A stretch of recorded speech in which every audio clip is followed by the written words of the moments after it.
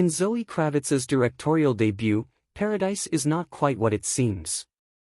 At the beginning of Blink Twice, roommates and cocktail waitresses Frida, Naomi Aki, and Jess, Alia Shokot, find themselves working at a party for Slater King, a charming, handsome, vaping billionaire tech CEO played by Channing Tatum. Frida is enchanted by Slater, and, by the end of the night, she gets herself and Jess invited to vacation on his private island. Slater has been laying low these days, as Frida watches an interview in which he apologizes for some vague misbehavior in the past. He vows to do better, blah blah blah. It doesn't seem to faze Frida. She's too busy obsessing over her enamels, her animal-themed fingernail art. On the island, Frida and Jess are joined by a handful of other scantily clothed women and Slater's inner circle, which includes his sister Stacy, Geena Davis, who also serves as his personal assistant. At the beginning of the trip, everybody surrenders their cell phones and every day, they drink champagne, lounge by the pool, eat gourmet food and take psychedelic drugs. Seemingly the only threat on the island is the venomous snakes that hide in the grass. Soon, Frida begins to notice weird things happening. She keeps noticing dirt under her fingernails, and a stain on her dress mysteriously disappears. The days start to blend together, and this tropical dream turns into a nightmare when Jess is bitten by one of the snakes.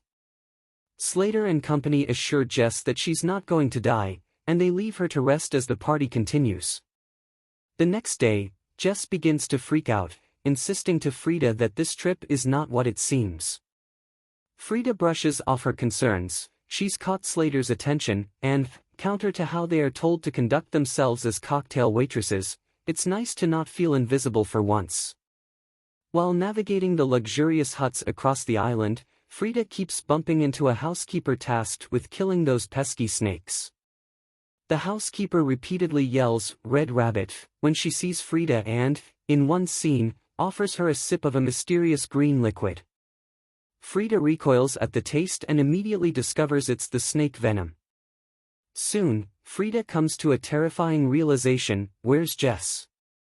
She hasn't seen her friend since after the snake bite, and the rest of the girls on the island seem to have no memory she was even there in the first place. Repressed memories begin to surface. It all starts to make sense. Each night, the women take drugs given to them by Slater and his entourage and are seen running through the grass with their white gowns billowing behind them. Each morning, they wake up with no memory of what happened the night before. The snake venom counteracts the amnestic effects of the drugs, as visions of unspoken horrors trickle into Frida's mind. Under the influence of the drugs, the women, and one young man, it's implied, are assaulted and raped, again and again. Stripped of those traumatic memories, they unknowingly vacation with their rapists.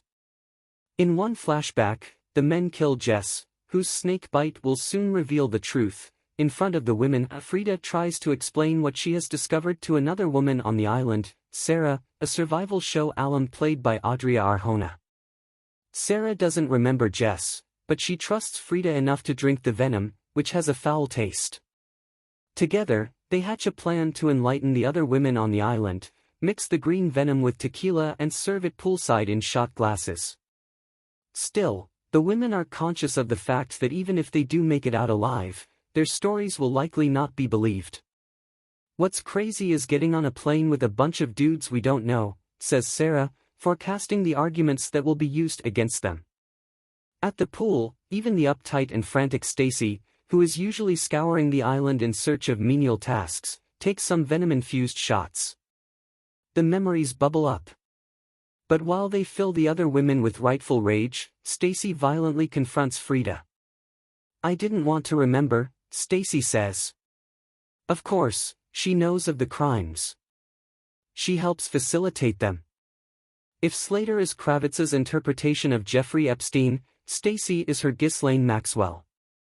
Frida manages to kill Stacy and flee. The men are away on an excursion, so Frida slips into Slater's quarters to retrieve the phones. Instead, she finds a box of Polaroids, capturing all of the women brought to the island. At dinner, Frida and Sarah bide their time as they wait for the venom to kick in for the other women. With their traumatic memories returned, the women go on the attack. fighting their rapist set to Beyoncé's anthemic "I'm That Girl." It's a total bloodbath, during which a horrifying realization penetrates Frida's memory: this isn't her first time on the island. Years ago, Frida was violently assaulted by Slater and dragged across the ground as dirt caught under her nails. Nails adorned with red rabbits. By the end of the melee, only Frida, Sarah and Slater remain.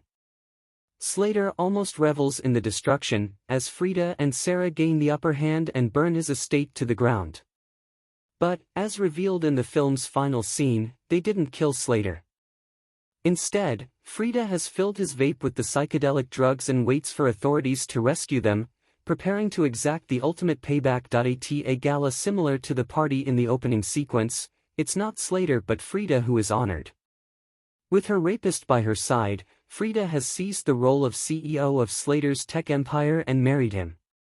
It's an ending both triumphant and disturbing, as Frida actualizes the motto she shares with Jess at the beginning of the film: success is the best revenge.